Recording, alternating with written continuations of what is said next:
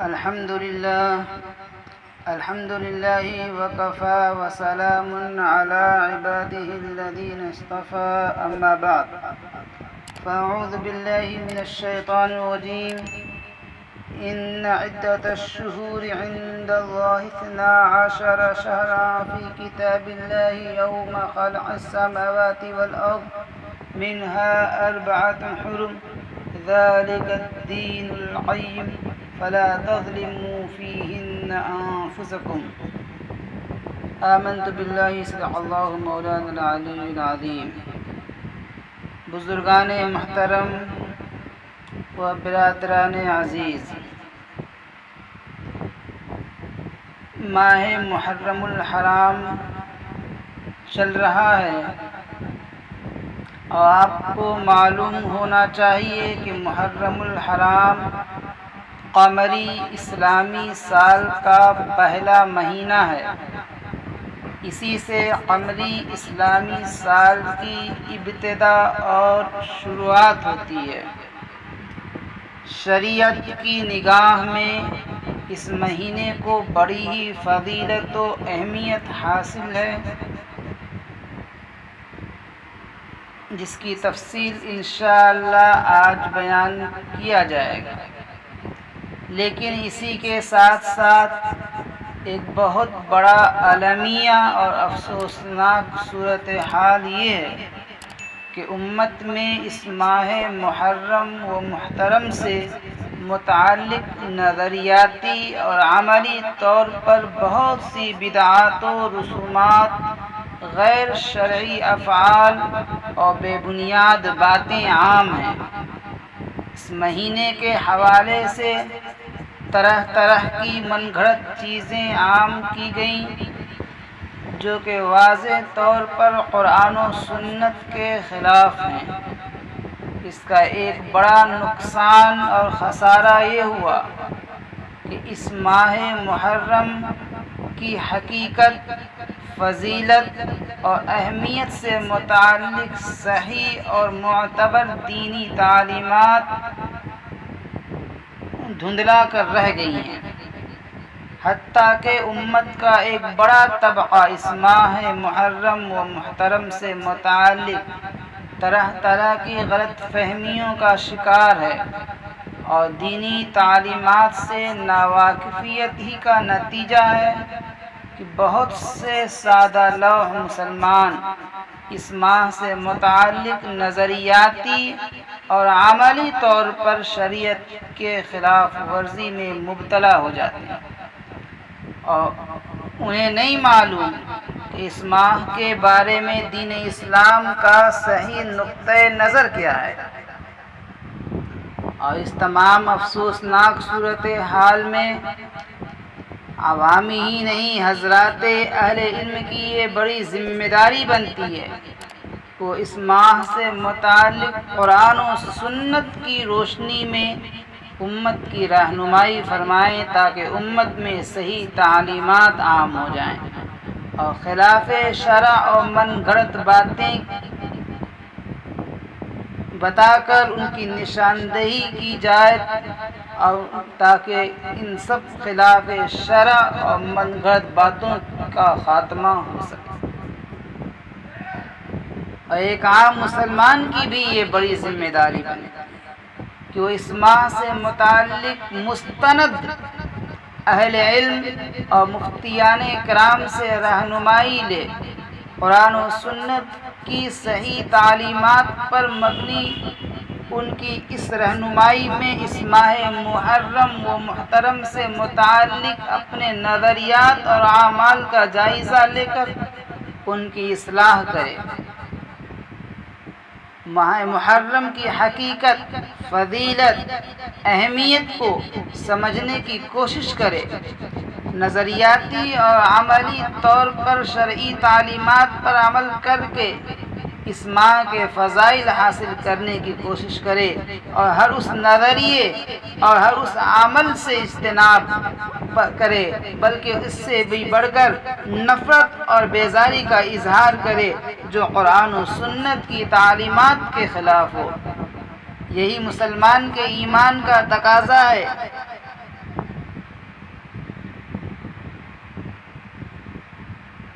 لہذا اس ماہ محرم کو قرآن و سنت کی روشنی میں اس کی حقیقت، اہمیت، فضیلت اور اعمال ذکر کرنے کے ساتھ ساتھ مروجہ غیر شرعی نظریات اور اعمال کی نشاندہی بھی کی جائے۔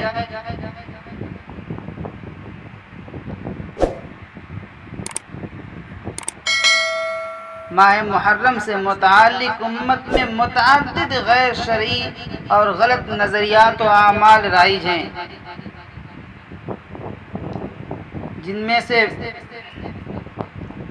چند بنیادی باتوں کا اجمالی تذکرہ آپ کے سامنے پیش کرنے کی کوشش کر رہا ہوں۔ نمبر 1،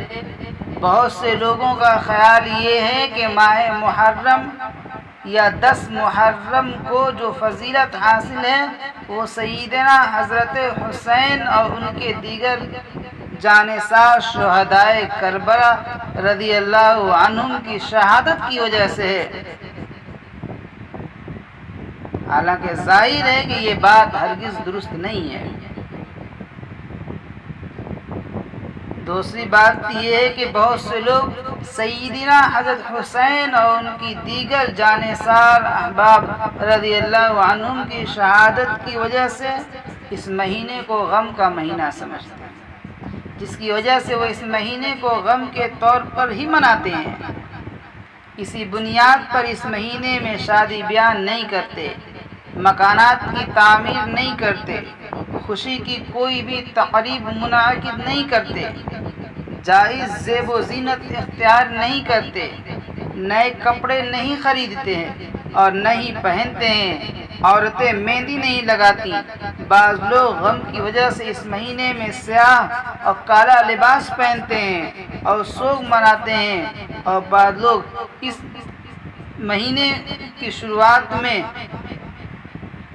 بنا نمک کا کھانا بناتے ہیں۔ یہ تمام باتیں غیر شرعی ہیں اور شریعت کے خلاف ہیں، اسلام کی تعلیمات کے خلاف ہیں، اور اس پر عمل کرنا اور اس کا عقیدہ رکھنا یہ سب گناہ کبیرہ ہے۔ بہت سے لوگ ماہ محرم میں نکاح کرنے کو معیوب اور عیب اور غلط سمجھتے ہیں، بلکہ اس مہینے میں نکاح کرنے کو نحوست کا باعث قرار دیتے ہیں۔ یہی وجہ ہے کہ نکاح کی تاریخ طے کرنے سے پہلے باقاعدہ اس مہینے پر نظر رکھی جاتی ہے کہ اگر کہیں اس مہینے میں نکاح کی تاریخ آ رہی ہو تو بدفعلی اور بدشگونی لیتے ہوئے اسے تبدیل کر دیا جاتا ہے تاکہ نحوست سے حفاظت ہو سکے اور شادی کامیاب رہے۔ یہ بھی ایک غیر شرعی نظریہ ہے، غیر اسلامی نظریہ ہے۔ چوتھی بات یہ کہ بعض حضرات کا کہنا یہ ہے کہ حضرت حسین رضی اللہ عنہ کا غم منانا حضور اقدس صلی اللہ علیہ وسلم کی سنت ہے، اس لیے اس ماہ محرم میں غم منانا درست ہے۔ یہ بھی کھلی غلط فہمی ہے اور ایک جھوٹی اور بے بنیاد اور موضوع حدیث کی بنیاد پر اس کو رواج دیا گیا ہے۔ پانچویں بات، ماہ محرم خصوصاً عاشوراء کے دن سیدنا حضرت حسین اور دیگر اہل بیت رضی اللہ عنہم کی شہادت کے غم میں نوحہ اور ماتم کرنے، مرثیے پڑھنے، مجالس منعقد کرنے، بیانات کرنے کا عام رواج ہو چکا ہے۔ یہ تمام کام شریعت کے خلاف ہیں۔ چھٹی بات کہ بہت سے لوگ ماہ محرم خصوصاً 9ویں اور 10ویں محرم کو سبیلیں لگا کر دودھ یا شربت پلاتے ہیں، حلیم، چاول یا دیگر کھانے پکا کر تقسیم کرتے ہیں۔ یہ تمام تر چیزیں بدعات کے زمرے میں آتی ہیں جن سے اجتناب کرنا ضروری ہے، کیونکہ اگرچہ شربت پلانا، دودھ پلانا، کھانا کھلانا ثواب کا کام ہے، لیکن اس کے لیے ایک دن کو خاص کر لینا اور اس کا لازمی حصہ سمجھنا، یہ نہ کریں گے تو یہ محرم ہوگا ہی نہیں، تو یہ شریعت میں اور اسلامی احکام میں زیادتی ہے، اس لیے آپ اور دنوں میں کھلائیں، لیکن اس مہینے کے خصوصی دنوں میں کھلانا یہ شریعت کا اضافہ ہے، اور ایک جو چیز غیر لازم ہے اس کو لازم سمجھنا ایک گناہ ہے، اور شریعت میں اضافے کا باعث ہے، اس لیے اس سے بچنا بہت ضروری ہے۔ بہت سے لوگ ماہ محرم کی بدعات پر مشتمل کھانے اور سبیلوں کی مجالس اور مقامات میں شریک ہوتے ہیں، جس کا ناجائز اور گناہ ہونا واضح ہے۔ یہی نہیں بلکہ بعض خطیب حضرات اور مقررین حضرات اپنے بیانات میں ماہ محرم سے متعلق من گھڑت اور غیر معتبر روایات، واقعات اور عملیات بیان کرتے رہتے ہیں۔ اسی طرح سیدنا حضرت حسین شہدائے کربلا رضی اللہ عنہم اور واقعہ کربلا سے متعلق بھی خود ساختہ اور من گھڑت واقعات اور روایات بیان کرتے رہتے ہیں۔ واضح رہے کہ ایسی باتیں شریعت کی نظر میں غلط، ناپسندیدہ اور واجب الاصلاح ہیں۔ یہ ماہ محرم سے متعلق غیر شرعی نظریات و اعمال کا اجمالی تذکرہ میں نے آپ کے سامنے پیش کیا ہے۔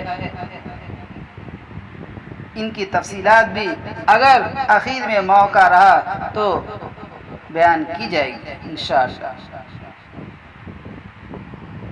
ماہ محرم ان 4 بابرکت مہینوں میں سے ہے جن کو اللہ تعالیٰ نے یہ کائنات بناتے وقت ہی سے بڑی عزت، احترام، فضیلت اور اہمیت عطا فرمائی ہے، جیسا کہ اللہ تعالیٰ سورۃ التوبہ آیت نمبر 36 میں فرماتے ہیں، ان عدت الشہور عند اللہ 12 شہرا في كتاب الله يوم خلق السماوات والأرض منها 4 حرم ذلك الدين القيم فلا تظلموا فيهن أنفسكم۔ کہ حقیقت یہ ہے کہ اللہ کے نزدیک مہینوں کی تعداد 12 مہینے ہیں جو اللہ کی کتاب یعنی لوح محفوظ کے مطابق اس دن سے نافذ چلی آتی ہے جس دن اللہ تعالیٰ نے آسمانوں اور زمین کو پیدا کیا تھا۔ ان 12 مہینوں میں سے 4 حرمت والے مہینے ہیں، یہی دین کا سیدھا تقاضا ہے۔ اس آیت مبارکہ سے یہ حقیقت واضح ہوتی ہے کہ قمری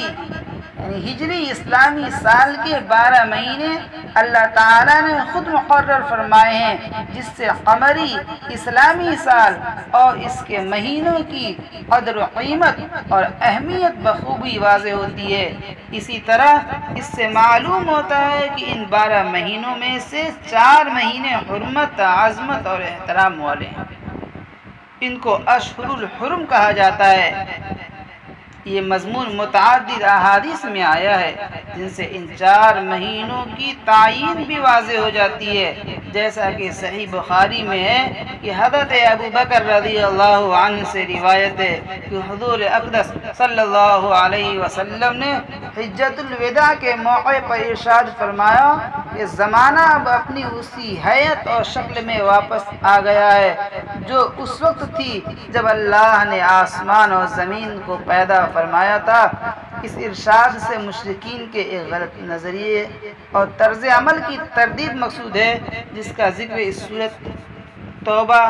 آیت نمبر 37 میں موجود ہے۔ سال 12 مہینوں کا ہوتا ہے، ان میں سے 4 مہینے حرمت یعنی عظمت اور احترام والے ہیں، 3 تو مسلسل ہیں یعنی ذوالقعدہ، ذوالحجہ اور محرم، اور 4تھا مہینہ رجب کا ہے جو کہ جمادی الثانیہ اور شعبان کے درمیان ہے۔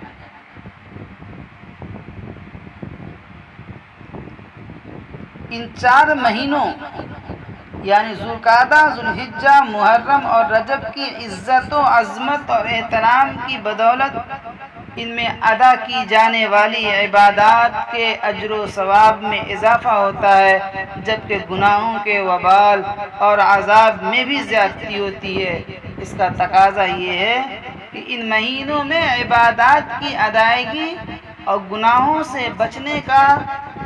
اہتمام کرنا چاہیے۔ حضرات اہل علم فرماتے ہیں کہ جو شخص ان 4 مہینوں میں عبادت کا اہتمام کرتا ہے اس کو سال کے باقی مہینوں میں بھی عبادات کی توفیق ہو جاتی ہے، اور جو شخص ان مہینوں میں گناہوں سے بچنے کی بھرپور کوشش کرتا ہے تو سال کے باقی مہینوں میں بھی اسے گناہوں سے بچنے کی توفیق ہوتی ہے۔ مفتی اعظم مفتی محمد شفیع صاحب رحمۃ اللہ علیہ، جن کی تفسیر معارف القرآن ہے جو مشہور ہے، اس میں اس آیت کی تفسیر میں مفتی صاحب رحمۃ اللہ علیہ فرماتے ہیں کہ تمام انبیاء علیہ السلام کی شریعتیں اس بات پر متفق ہیں کہ ان 4 مہینوں میں ہر عبادت کا ثواب زیادہ ہوتا ہے، اور ان میں کوئی گناہ کرے تو اس کا وبال اور عذاب بھی زیادہ ہے۔ صرف ایسا نہیں ہے کہ ثواب زیادہ ہو، بلکہ اگر ان 4 مقدس مہینوں میں گناہ کیا جائے گا، اللہ کی نافرمانیاں کی جائیں گی، اللہ کے حکموں کو توڑا جائے گا، شریعت کے خلاف کام کیے جائیں گے، تو اور دنوں کے بنسبت ان دنوں اور مہینوں میں اس کا گناہ بھی بڑھا دیا جاتا ہے، اس کا جرم بھی بڑھ جاتا ہے۔ آگے فرماتے ہیں حضرت مفتی صاحب اپنی تفسیر میں کہ پہلی آیت میں ارشاد ان عدت الشہور عند اللہ 12 شہرا، اس میں لفظ عدت تعداد کے معنی میں ہے اور شہور شہر کی جمع ہے، شہر کے معنی مہینہ ہے۔ معنی یہ ہے کہ اللہ تعالیٰ کے نزدیک مہینوں کی تعداد 12 متعین ہے، اس میں کسی کو کمی بیشی کا کوئی اختیار نہیں۔ اس کے بعد فی کتاب اللہ کا لفظ بڑھا کر بتلا دیا کہ یہ بات ازل سے لوح محفوظ میں لکھی ہوئی تھی۔ پھر یوم خلق السماوات والارض فرما کر اشارہ کر دیا کہ قضائے خداوندی اور فیصلہ خداوندی اس معاملے میں اگرچہ ازل میں جاری ہو چکی تھی، لیکن یہ مہینوں کی ترتیب اور تعیین اس وقت عمل میں آئی جب آسمان و زمین پیدا کیے گئے۔ پھر ارشاد فرمایا آگے منہا 4 حرم، یعنی ان 12 مہینوں میں سے 4 مہینے حرمت والے ہیں۔ ان کو حرمت والا 2 معنی کے اعتبار سے کہا گیا۔ ایک تو اس لیے کہ ان میں قتل و قتال اور جنگ حرام ہے، دوسرے اس لیے کہ یہ مہینے متبرک اور واجب الاحترام ہیں، ان میں عبادات کا ثواب زیادہ ملتا ہے۔ ان میں سے پہلا حکم یعنی قتل و قتال حرام ہے، یہ حکم تو شریعت اسلام میں منسوخ ہو گیا، مگر دوسرا حکم جو احترام اور ادب اور ان میں عبادت گزاری کا اہتمام، یہ اسلام میں ابھی بھی باقی ہے۔ حجۃ الوداع کے خطبہ یوم النحر میں رسول کریم صلی اللہ علیہ وسلم نے ان مہینوں کی تشریح یہ فرمائی کہ 3 مہینے مسلسل ہیں، ذی قعدہ، ذی الحجہ، محرم، اور 1 مہینہ رجب کا، مگر ماہ رجب کے معاملہ میں عرب کے 2 قول مشہور تھے۔ بعض قبائل اس مہینے کو رجب کہتے تھے، اس مہینے کو رجب کہتے تھے جس کو ہم رمضان کہتے ہیں، اور قبیلہ مضر کے نزدیک رجب وہ مہینہ تھا جو جمادی الثانیہ اور شعبان کے درمیان ہے، اس لیے رسول اللہ صلی اللہ علیہ وسلم نے اس کو رجب مضر فرما کر یہ وضاحت بھی فرما دی کہ جو جمادی الثانیہ اور شعبان کے درمیان ہے وہ ماہ رجب مراد ہے۔ یہاں ذالک الدین القیم، یہ ہے دین مستقیم، یعنی مہینے کی تعین اور ترتیب، اور ان میں ہر مہینہ خصوصاً اشہر الحرم کے متعلق جو احکام ہیں ان کو اللہ تعالیٰ کے حکم ازلی کے مطابق رکھنا ہی دین مستقیم ہے۔ اس میں اپنی طرف سے کمی بیشی اور تغیر و تبدل کرنا کج فہمی اور کج طبعی کی علامت ہے۔ فَلَا تَظْلِمُوا فِيهِنَّ أَنفُسَكُمْ، یعنی ان مقدس مہینوں میں تم اپنا نقصان نہ کر بیٹھنا کہ ان کے معینہ احکام و احترام کی خلاف ورزی کرو یا ان میں عبادت گزاری میں کوتاہی کرو۔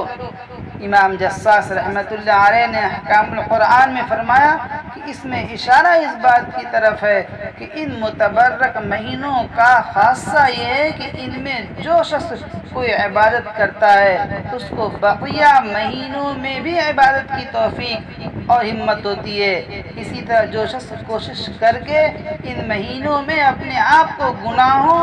اور برے کاموں سے بچا لے تو باقی سال کے مہینوں میں اس کو ان برائیوں سے بچنا آسان ہو جاتا ہے۔ اس لیے ان مہینوں سے فائدہ نہ اٹھانا ایک عظیم نقصان ہے۔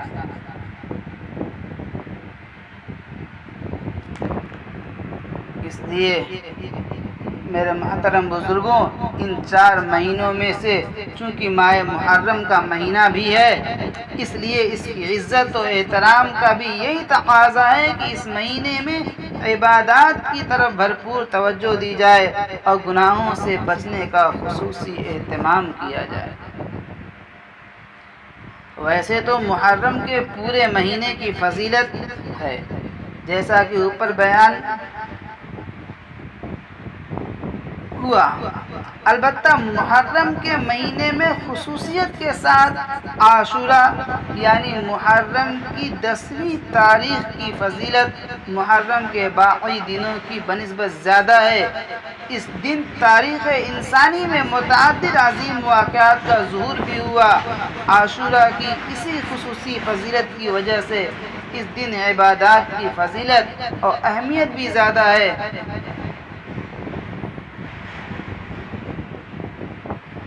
جیسا کہ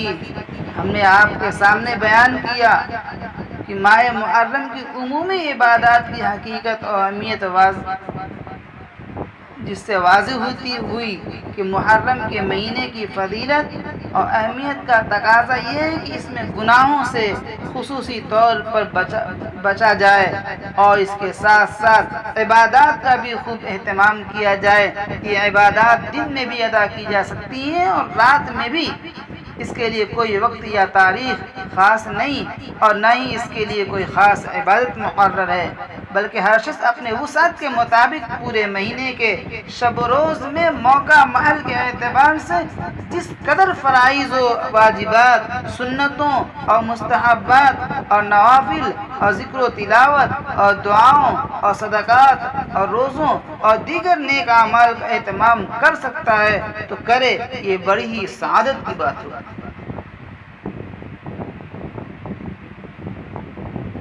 اس لیے میرے محترم بزرگوں، اس کی قدر کریں اور اس میں ہونے والے بدعات سے اپنے آپ کو بچانے کی کوشش کریں۔ اللہ تبارک و تعالی ہم سب کو صحیح دین کی صحیح سمجھ عطا فرمائے۔ وآخر دعوانا ان الحمد للہ رب العالمین۔